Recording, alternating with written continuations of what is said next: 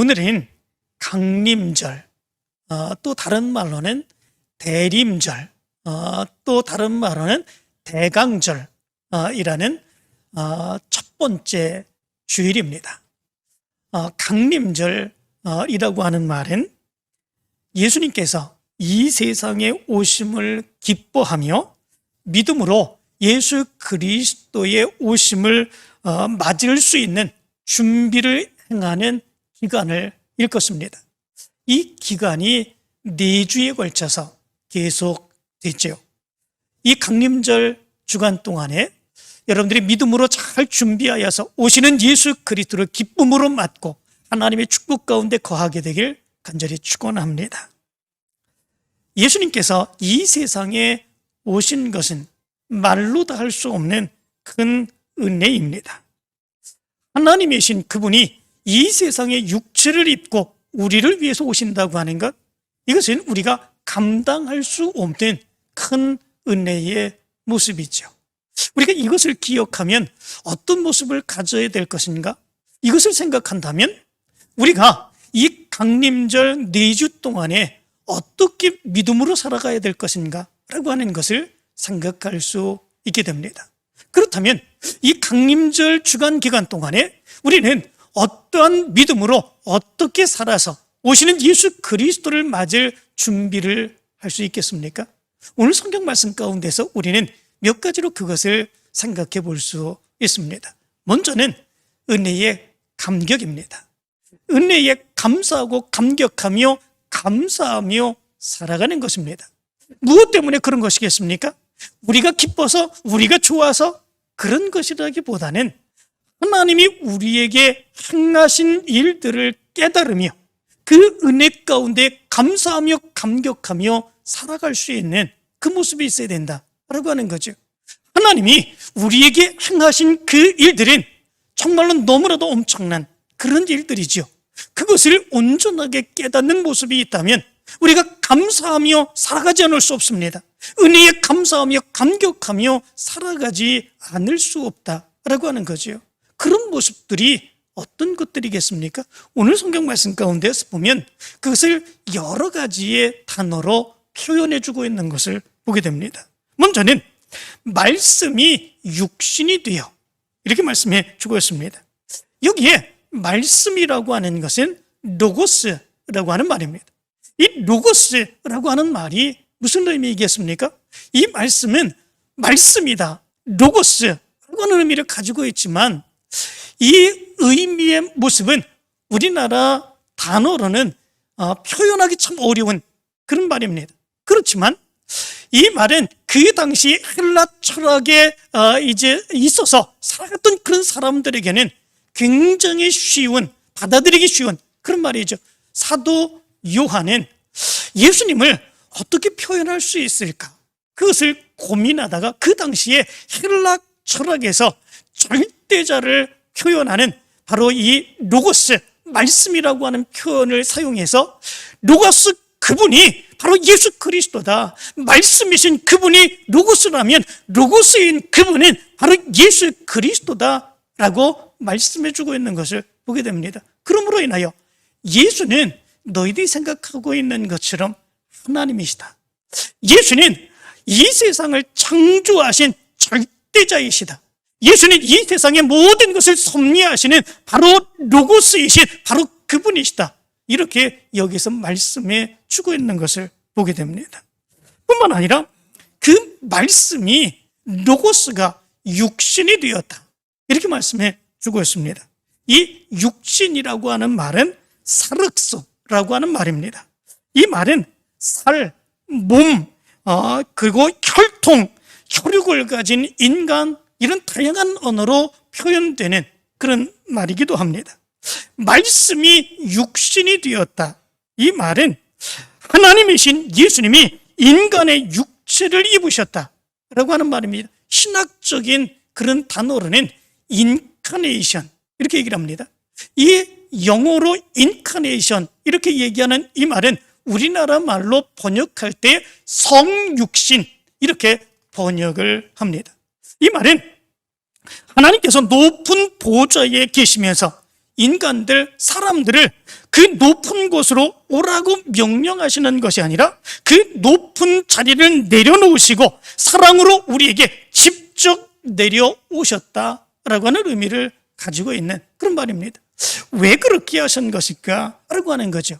왜 그렇게 그 높은 자리를 내려놓으시고 바로 우리에게로 내려오시는 그런 모습들을 보였는가? 이것에 대해서 아주 좋은 예화가 있습니다. 어떤 선교사님이 인도에 가셨다고 그러죠. 그리고 인도에 있는 불교의 스님과 이렇게 길을 걸어가셨습니다. 그런데 길을 걸어가다가 이 선교사님이 개미굴이 있었는데 그 개미굴을 실수로 밟아서 그 많은 개미들을 죽게 하였습니다. 그 모습을 본 스님이 선교사님을 보면서 이렇게 얘기를 합니다. 정말 너무나도 많은 생명을 죽이셨습니다. 이렇게 이야기를 합니다. 그리고 너무나도 안타까운 그런 마음으로 표현을 합니다. 그때에 선교사님이 개미를 일부러 죽인 것도 아닌데 그거 밟았다고 그렇게 많은 생명 죽였다고 안타까워하는 이런 모습을 보면서 너무나도 민망해하는 그런 모습들이 있었지요. 그리고 이렇게 이야기를 했습니다. 내가 밟고 싶어서 밟은 것이 아니라 발가락에 눈이 없어서 실수를 한 것입니다. 정말 미안합니다. 그러면 어떻게 하면 개미에게 사과를 할 수 있겠습니까? 그렇게 이야기를 했다고 그럽니다. 그러자 그 스님이 가만히 있다가 이렇게 얘기를 했다고 그러지요. 당신이 죽어서 개미가 되면 할 수 있습니다. 그렇게 얘기를 했다고 그럽니다. 개미에게 사과할 수 있는 방법이 있습니까? 개미에게 사과를 한다고 해도 그 사과를 개미들이 받아줄 수 있겠습니까? 받아들 수 없는 거지요. 그런데 당신이 개미가 되어서 개미에게 사과한다면 그러면 될 것입니다. 얘기를 했던 거죠. 이게 가능한 이야기겠습니까? 그런데 불교에서는 그 이야기하는 교리대로 행하면 가능할 수 있습니다. 불교에서 주장하는 교리 중에 윤회설이라고 하는 거 있지 않습니까? 윤회설이라고 하는 것이 무엇입니까? 그것은 이 세상에서 착한 삶을 살면 나중에 저 세상으로도 착한 것, 좋은 것, 그리고 착한 사람, 좋은 동물 이런 것들로 태어난다라고 하는 거 아니겠습니까? 그러나 이 세상에서 악한 일을 행하고 그리고 나쁜 짓을 행하는 그런 모습이 있으면 나중에 그런 세상에 있어서는 나쁜 그런 사람 또는 악한 그런 동물 이런 동물들로 태어나는 그런 모습들이 있다라고 하는 그런 주장이 윤회설이라고 하는 거 아니겠습니까? 그런데 사실은 이 윤회설이라고 하는 것이 얼마나 맞지 않는 그런 모습들이 있는지 모릅니다. 왜냐하면 가만히 생각해 보면 이 세상에서 착한 일을 행합니다. 선하게 살아가고 있습니다. 그런데 그 사람이 죽으면 나중에는 선한 동물로 선한 사람으로 태어나게 되는 그런 모습들이 있게 되죠. 그런데 이 세상에서 악한 일을 행하며 나쁜 짓을 행하며 살아가는 사람, 다른 사람들을 괴롭히며 그렇게 살아가는 사람, 그 사람이 죽으면 나중에 세상에서는 어떻게 태어납니까? 악한 사람으로 태어나는 거죠. 악한 동물로 태어나는 거죠. 그리고 또다시 선한 사람들을 괴롭히는 그런 모습들로 태어나는 거죠. 그러면 결국은 착하게 살아가는 사람은 나중에 태어날 때도 또 괴롭힘을 당하고 고통을 당하는 이런 모습들로 살아가게 되고, 악하게 살아가는 사람들은 또 나중 생애에서도 다른 사람들을 괴롭히고 고통스럽게 하는 그런 사람들, 그리고 그런 이제 동물들로 태어나게 되는 이런 모습들이 있는 거 아니겠습니까? 그러면 뭐 하려고 착하게 삽니까? 뭐 하려고 선하게 살아가는 그런 모습들이 있습니까? 그냥 차라리 나쁘게 살아서 다음 생애에도 그냥 다른 사람들 괴롭히고 그리고 다른 것들 괴롭히고 힘있게 그렇게 살아가면 그게 더 좋은 거 아니겠습니까? 지금 살아가는 삶의 모습에 보면 그런 것들이 승리하는 삶의 모습이 아닙니까? 그런 것들을 더 좋아하는 세상의 모습이 아닙니까? 그러면 악하게 살아가야 나중에 세상에서는 더 좋게 힘있게 승리하며 살아갈 수 있는 그런 모습들이 있게 되는 거죠. 이런 모습을 보면 윤회설이라고 하는 것은 사실 맞지 않는 이런 모습들이 있는 것을 보게 되지요. 그렇지만 이 스님이 얘기한 죽어서 개미가 돼야 개미에게 미안하다고 사과할 수 있다라고 하는 말, 그 말은 일리가 있는 그런 말이죠. 개미가 되지 아니하고서는 미안하다고 아무리 이야기를 해도 미안하다고 하는 말을 알아들을 수 있겠습니까? 알아들을 수 없는 거지요.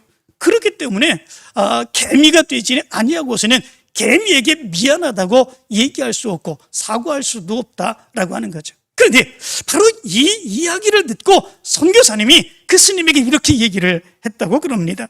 그래요, 바로 그런 이유 때문에 하나님께서 사람의 모습을 하고 이 땅에 오신 것입니다. 이렇게 얘기를 했다고 그럽니다. 말씀이 육신이 되었다라고 하는 말, 그 말의 의미가 무엇입니까? 하나님이 우리를 사랑하신다라고 하는 거죠. 하나님이 우리를 사랑하신다, 우리를 좋아하신다, 우리와 함께 하시기를 원하신다, 우리의 죄를 용서해 주시기를 원하신다, 우리와 함께 하시며 우리를 사랑하기를 원하신다. 이것이 하나님이 우리에게 하시고자 하신 말씀이죠. 그런데 그렇게 많이 하나님께서 우리에게 말씀을 하셔도 이해하지 못합니다. 받아들이지 않습니다.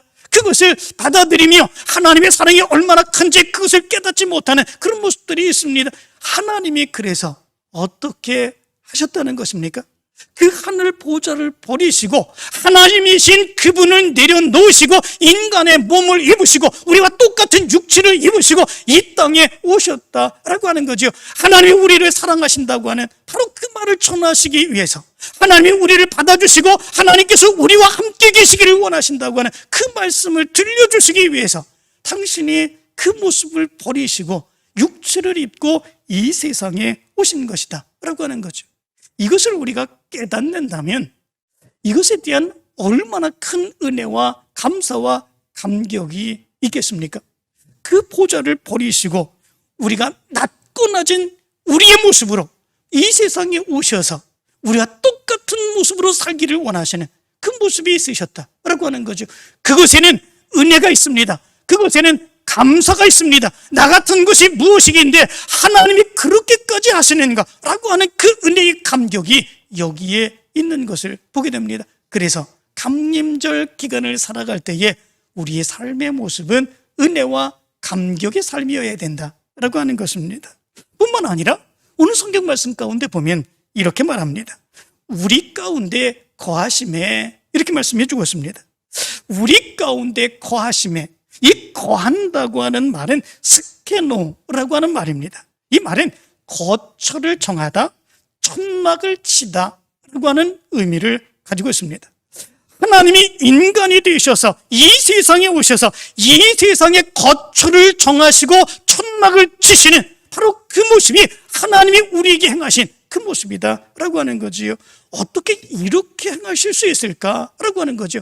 하나님의 엄청난 사랑의 모습이 아니시고는 이렇게 할 수 없다라고 하는 거죠. 누구든지 이 세상을 살아가는 사람들은 더 좋은 것에 거처를 정하기를 원하지 않습니까? 지금은 이렇게 살아가는 모습이 있다고 할지라도 조금 지나면 더 좋은 집에 살기를 원합니다. 더 좋은 집에 살고 조금 더 지나면 더 좋은 집에 삽니다. 더 살기를 원합니다. 더 넓은 집에, 그리고 더 많은 것을 누리며 살아가기를 원하는 그런 모습들이 있습니다. 그것을 성공이라고 생각하지 않습니까? 그렇게 살아가야 편안한 삶을 살아가는 것이라고 생각하는 그런 모습들이 있지 않습니까? 그런데 그렇지 않고 좋은 곳에 있다가 더 어려운 것, 더 작은 곳, 아무것도 없는 것, 그런 곳으로 가게 되면 어떤 모습들이 있습니까? 그건 좌절입니다.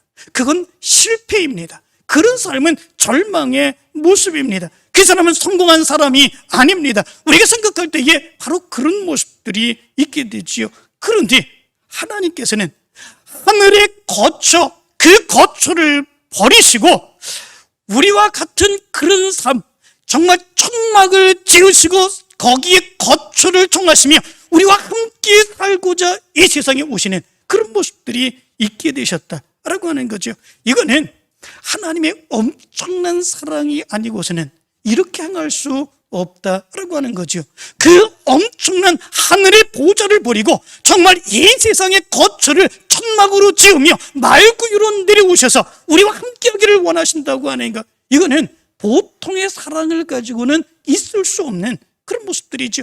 우리가 하나님이 이 세상의 거처를 정하셨다라고 하는 것을 기억한다면 말로 다 할 수 없는 은혜의 감격을 갖는 거죠. 왜 그렇게 하셨는가? 나를 위해서 나와 함께 하시고자 하나님이 그렇게 하셨다라고 하는 믿음을 갖는다면, 그 깨달음의 모습이 있다면 감사하고 감격한 삶을 살아갈 수밖에 없다라고 하는 것입니다. 또한 오늘 성경 말씀 가운데 보면 이렇게 말합니다. 우리가 그의 영광을 보니 아버지의 독생자의 영광이요, 이렇게 말씀해 주고 있습니다. 여기에 영광이라고 하는 말은 독사라고 하는 말입니다. 이 말은 광채, 영화, 영광이라고 하는 의미를 가지고 있습니다. 그리고 독생자라고 하는 말은 모노게네스라고 하는 말입니다. 이 말은 유일한 단 하나의 라고 하는 의미를 가지고 있습니다. 이 말이 의미하고 있는 것, 그것은 무엇이겠습니까? 하나님의 영광이, 하나님의 광채, 하나님의 그림자, 하나님의 영광, 그것이 예수 그리스도에게 나타났는데 오직 예수 그리스도에게서만 하나님의 영광의 광채가 드러난다라고 하는 의미를 가지고 있습니다. 하나님은 눈에 보이지 않습니다. 하나님은 영이시기 때문에 그렇습니다. 그런데 그 하나님께서 우리의 눈에 보여주시기 위해서, 그리고 믿게 하기 위해서 육신을 입고 이 세상에 오셨습니다. 그런데 이 세상을 살아가는 많은 사람들 중에 자기가 하나님이라고 주장하는 사람들이 수도 없이 많습니다. 자기가 하나님의 아들이라고 주장하는 사람들이 수도 없이 많습니다. 그러나 그들은 하나님의 아들이 될 수 없습니다. 그들은 하나님이 될 수 없습니다. 왜냐하면 하나님의 독생자의 영광이 그들 가운데 나타나지 않기 때문에 그렇습니다. 하나님의 독생자의 영광, 하나님의 영광의 광채, 그것이 오직 예수 그리스도를 통해서만 나타나는 광채이다 라고 하는 거죠. 오직 예수 그리스도에게만 하나님의 광채가 나타납니다. 그렇지 아니한 다른 것에는 아무리 자기가 주장한다고 할지라도, 아무리 자기가 능력이 있다고 얘기한다고 할지라도 그것은 결코 하나님의 영광이 될 수 없다고 하는 사실을 얘기해 주고 있습니다. 하나님께서는 우리 사람들에게 하나님의 살아계신 모습을 직접 보게 하시기 위해서 육체를 입고 이 세상에 오셨습니다. 예수 그리스도에게만 독생자의 영광이 드러납니다. 그러면 예수 그리스도를 보고 예수 그리스도를 만나는 그런 사람들은 누구를 보고 누구를 만나는 것이겠습니까? 하나님은 영이시기에 볼 수는 없지만 독생자의 영광이, 독생자의 모습이 바로 예수 그리스도를 통해서 나타났기 때문에 예수 그리스도를 보면 우리가 하나님을 만날 수 있습니다. 하나님의 놀라운 은혜와 역사를 체험할 수 있게 됩니다. 또 이 세상에 예수 그리스도께서 오신다고 하는 것, 이것은 이런 하나님을 만나는 은혜의 체험의 모습이 있다고 하는 사실을 얘기해 주고 있습니다. 오직 예수 그리스도를 통해서만 하나님을 볼 수 있습니다. 하나님을 만날 수 있습니다. 우리는 예수 그리스도를 믿으며 바로 예수 그리스도를 통해서 하나님을 만날 수 있기에 이것은 얼마나 큰 은혜이고 얼마나 큰 감사인지 모른다라고 하는 것입니다. 또한 오늘 성경 말씀은 이렇게 말합니다. 은혜와 진리가 충만하더라, 이렇게 말씀해 주고 있습니다. 여기서 은혜라고 하는 말은 카리스라고 하는 말입니다. 이 카리스라고 하는 말은 받을 만한 아무런 조건도 없지만 그럼에도 불구하고 무조건적으로 주는 것, 무조건적으로 주는 자비, 은혜, 친절, 이것을 카리스, 은혜라 이렇게 얘기를 합니다. 하나님이 우리에게 예수 그리스도를 보내주셨습니다. 우리가 자격이 있어서 예수 그리스도를 보내주신 것이겠습니까? 우리가 어떤 조건이 맞아서 예수 그리스도를 보내주신 것입니까? 아닙니다. 그런 것이 없습니다. 무조건이지요. 하나님이 우리를 사랑하시기 때문에 그렇습니다. 하나님이 우리와 함께 하시기를 원하시기 때문에 그렇습니다. 아무 조건도 없이 그냥 무조건 예수 그리스도를 우리에게 보내주시며 우리를 사랑하시고자 하시는 그 은혜를 하나님께서 우리에게 베풀어 주셨다라고 하는 거지요. 그리고 진리라고 하는 말은 알레디아라고 하는 말입니다. 이 말은 참, 그리고 실제라고 하는 의미를 가지고 있습니다. 하나님이 우리에게 주신 은혜와 사랑은 거짓이 아니다, 참이다 라고 하는 거죠. 예수님 안에서 하나님의 실제의 모습이 드러났는데 그것이 참이다 라고 하는 의미를 가지고 있습니다. 그렇지 않습니까? 예수 그리스도를 통해서 하나님의 사랑이 드러났습니다. 그것은 참입니다. 그것은 진리입니다. 그것은 거짓이 아니다 라고 하는 것이지요. 그리고 충만하더라 이렇게 말씀해 주고 있습니다. 이 말은 플레로마라고 하는 말인데 이 말은 완전하다라고 하는 의미를 가지고 있습니다. 그러니까 하나님의 은혜와 사랑이 예수 안에서 완전하게 다 드러났다라고 하는 거죠. 거기에는 조금의 부족함이 없다라고 하는 거지요. 예수 그리스도 안에서 하나님의 은혜와 하나님의 축복과 하나님의 사랑과 하나님의 역사가 예수 그리스도 안에서 다 드러나고 완전한 모습이 있다라고 하는 거죠. 부족한 것이 없습니다. 하나님의 은혜를, 하나님의 축복을 어디에서 찾는 것이 맞습니까? 예수 안에서 찾는 것이 맞는 거죠. 무엇이 부족해서 다른 곳에서 하나님의 은혜를 찾고 다른 곳에서 성공을 찾고 다른 곳에서 다른 것을 찾는 그런 모습들이 있을 필요가 없다라고 하는 거죠. 왜냐하면 예수 안에 그 모든 것이 다 충만하기 때문에 그렇습니다. 다 완전하기 때문에 그렇습니다. 그렇기에 모든 것에서 완전한 예수 그리스도만을 믿고 믿음으로 나가는 것, 그것보다 더 큰 하나님의 은혜가 없다라고 하는 거죠. 이 모습을 생각해 보면 강림절에 우리가 어떤 믿음으로 살아야 될까라고 하는 것 알 수 있지 않습니까? 하나님이 우리에게 행하신 역사들, 말씀이 육신이 되었습니다. 그리고 우리 가운데 가장 낮은 곳에 천막을 치고 거주하시기를 원하십니다. 우리가 그 영광을 보니 아버지 독생자의 영광입니다. 오직 예수 그리스도, 하나님이 보내주신 예수 그리스도 안에서만 하나님의 영광을 볼 수 있습니다. 그분을 만날 수 있습니다. 그분을 볼 수 있습니다. 그분을 믿을 수 있습니다. 그리고 은혜와 진리가 충만합니다. 예수 안에 모든 것이 다 있습니다. 완전하고 부족하지 않습니다. 하나님이 행하신 이 모든 일들을 바라보게 될 때에 우리는 은혜에 감사하고 감격하여 믿음으로 기쁨 가운데 살아갈 수 있는 그런 모습들이 있어야 되는 거죠. 이 강림절 안에 하나님이 행하신 이 역사들을 보면서 은혜의 감격으로 살아가는 여러분들이 되시기를 간절히 축원합니다. 그런데 중요한 것을 우린 또 한 가지 생각해 볼 수 있습니다. 그것은 강림절기 동안에 우리가 그것과 전혀 다른 또 다른 삶의 모습으로 살아가는 것이 있어야 된다라고 하는 것입니다. 그것은 무엇이겠습니까? 우리의 죄를 기억하고 회개하며 살아갈 수 있는 모습이 나타나야 된다라고 하는 것이죠. 하나님께서 예수님에게 육체를 입히시고 이 세상에 천막으로 거처하시며 이 세상에 왜 보내신 것이겠습니까? 그 무엇 때문에 예수님을 그렇게 보내시는 그런 모습들이 있는 것입니까? 다른 것이 아니지요. 우리의 죄 때문에 그렇습니다. 하나님께서 그렇게 행하신 그 역사는 우리의 죄 때문에 예수 그리스도를 이 땅에 보내시며 우리의 모든 죄를 용서해 주시기 위해서 그런 것이지요. 예수 그리스도께서 이 세상에 오신 것은 즐기기 위해서 이 세상에 오신 게 아니지 않습니까? 예수님은 왕처럼 군림하기 위해서 오신 것 아니지 않습니까?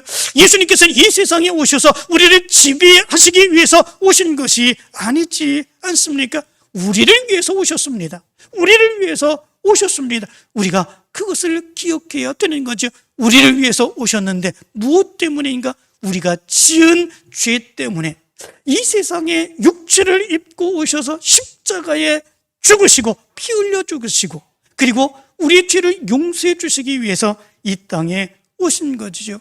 그렇다면 우리가 지은 죄가 어느 정도 될까 생각해 볼 수 있어야 되는 거 아니겠습니까? 우리가 지은 죄가 몇 가지나 될까? 여러분들이 지은 죄를 세 본 적이 있으십니까? 그런데 가만히 생각하면 내가 지은 죄 세어보라면 그 몇 가지 우리가 세울 수 있는 것이 없는 것 같습니다. 그러나 하나님이 볼 때에 우리가 지은 죄는 정말 말로 다 할 수 없는 엄청난 심각한 것임을 얘기해 주고 있는 것을 보게 됩니다. 어느 정도의 심각한 모습이십니까?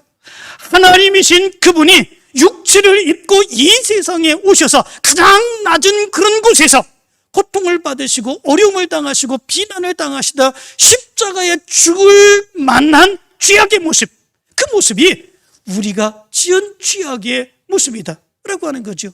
이루 헤아릴 수 없는 엄청난 죄악의 모습입니다.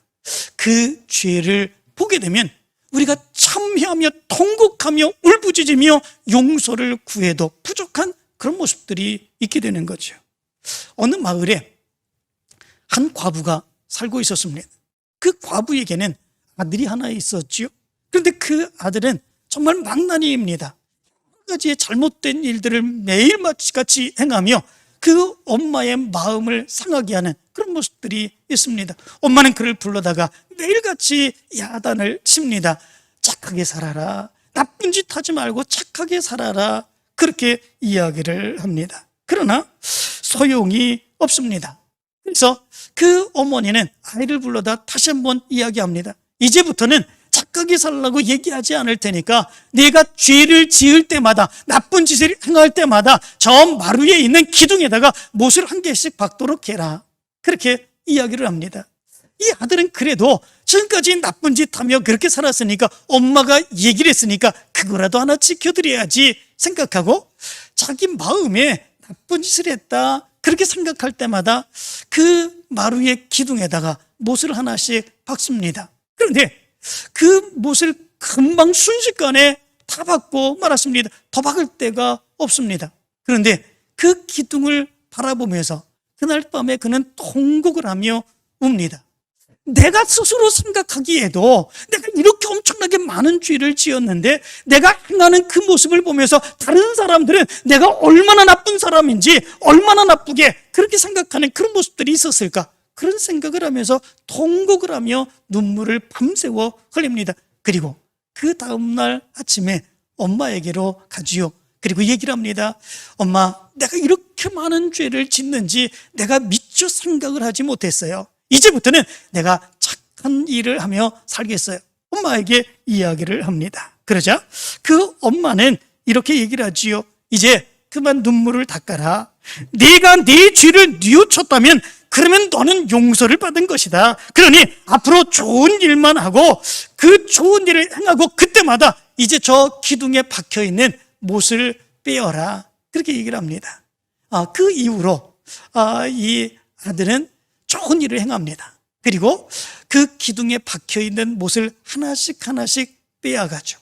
그런데 어느덧 좋은 일을 하다 보니까 그 기둥에 있는 못이 다 빠지게 되었습니다. 다 빠진 기둥을 보면서 이 아들은 기뻐하다. 야, 내가 이거 다 뺐다, 내가 좋은 일을 이렇게 많이 했다, 이렇게 생각하는 것이 아니라 그 기둥을 보면서 이렇게 정말 슬픔 가운데, 괴로움 가운데 또 통곡하며 울 수밖에 없었다고 그럽니다.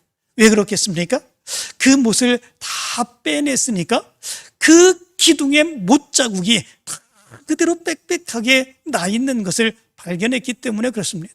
내가 지은 죄, 이렇게 선한 일을 하고 이렇게 많은 좋은 일을 했는데도 불구하고, 그런데도 불구하고 그 지은 죄를 이렇게 없이 할 수 없다고 하는 것, 이것 때문에 그는 더 마음의 괴로움을 갖고 슬픔을 갖는 그런 모습들이 있었다고 그럽니다. 바로 이것이 우리가 지은 그런 죄의 모습입니다. 우리가 지은 죄 얼마나 많은지 이루 헤아릴 수 없습니다. 우리가 지은 죄 생각하고 헤아리면 금방 세고 금방 헤아릴 수 있는 것 같지만 이루 헤아릴 수 없는 그런 많은 죄악의 모습이 있습니다. 착한 일을 하고 고행을 하고 그리고 많은 일을 행하는 그런 모습 가운데 그 죄악이 없어질 것처럼 생각하지만, 그러나 없어지는 것이 아니라 그 죄의 자국들은 그대로 남아있는 그런 모습들이 있습니다. 그런데 우리는 그 죄를 지울 수 없지만 하나님께서는 하실 수 있는 거죠. 하나님께서는 그래서 우리가 지은 그 죄를 완전하게 다 지우시기 위해서 하늘 보좌를 버리시고 이 땅에 내려오시며 우리를 위해서 당신의 몸을 십자가에 내어주시는 그런 모습들이 있는 거죠. 그것을 생각한다면 우리가 기뻐할 수만 있겠습니까? 정말 즐거워할 수만 있겠습니까? 아니지요. 울고 울고 부르짖고 찬미하면서 하나님, 내가 이런 많은 죄를 지었습니다. 이 많은 죄 지은 거 없앨 수 없으나 그러나 하나님의 이름을 의지해서 믿음으로 달려갑니다. 그리고 통곡하며 참여하며 회개하며 기도하는 그런 모습들 우리의 모습 가운데 있어야 되지 않겠습니까? 바로 강림절이 이러한 삶을 살아가는 우리의 모습이 있는 절기다라고 하는 거죠. 하나님이 행하신 일들을 바라보며 은혜의 감격 가운데 감사하며 살아가는 절기, 뿐만 아니라 내가 지은 죄를 생각하며 그 죄를 다 지울 수 없음을 안타깝게 여기며 통곡하며 부르짖으며 회개하는 절기, 그리고 하나님께서 역사해 주시는 그 은혜를 바라보며 기쁨으로 살아가는 절기, 이것이 강림절의 절기다라고 하는 거죠. 앞으로 4주 동안 우리는 강림절기를 지키게 됩니다.